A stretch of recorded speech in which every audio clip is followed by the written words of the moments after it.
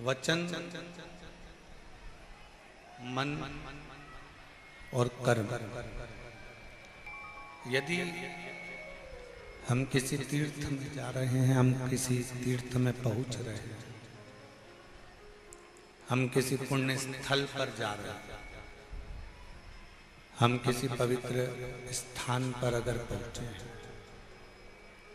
तो प्रयास करो कि इस मन से कोई गलत चीज सोचने में ना आए।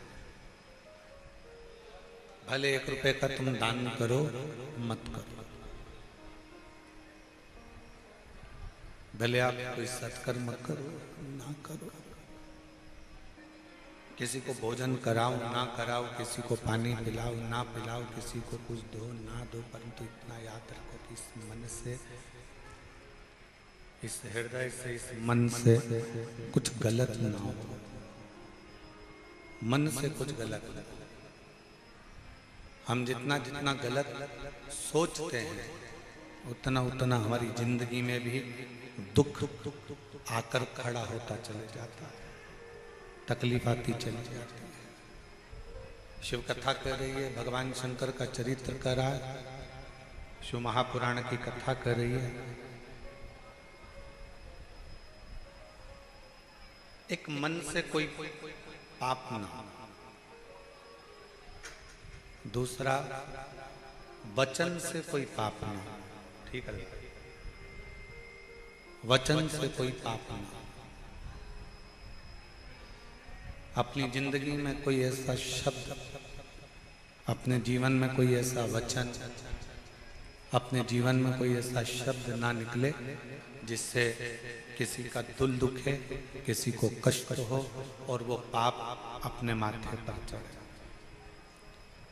और तीसरे नंबर पर है कर्म, जिसके लिए हम पहले भी बार बार बोलते रहे हैं कि मत बुरे कर्म कर बंदे, वरना पछताएगा।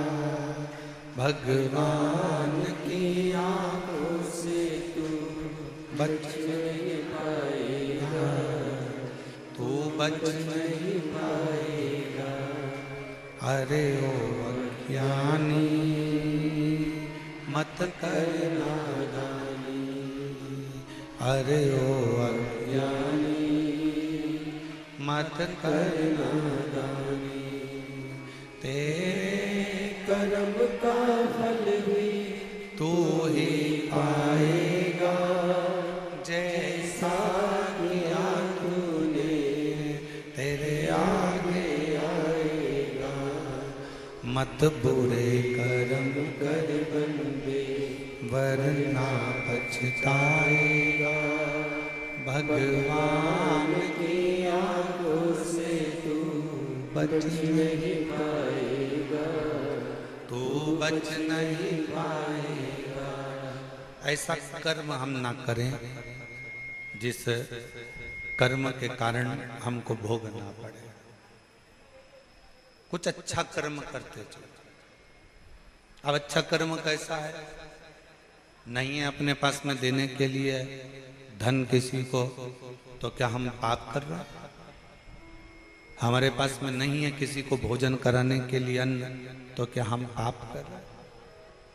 हमारे पास में इतनी पूंजी भी नहीं है हम किसी को पानी पिला सकें, इतना भी हमारे पास में नहीं है, तो क्या हम पाप कर रहे हैं? आपके पास में अन्न नहीं है देने के लिए, आपके पास में धन नहीं है देने के लिए, आपके पास में जल नहीं है देने के लिए, नहीं है ना, कोई बात नहीं। पर इतना तो कर सकते हो कि कोई अगर भंडारा कर रहा है, कोई अगर भूखे को भोजन करा रहा है, कम से कम उसके लिए आसन तो बिछा सकते हो। आसन भी नहीं है तो अपने साड़ी के पल्लू से, अपने गमछे से जगह साफ तो कर सकते हो। इतना भी नहीं कर सकते तो भोजन कराने वाला व्यक्ति जब भोजन की बाल्टी लेकर चल रहा है, कम से कम आप उसको स्पर्श तो कर सकते हो, वो भी पुण्य तुम्हारे खाते में प्राप्त हो। वो पुण्य भी तुम्हारे खाते में आ सकता है।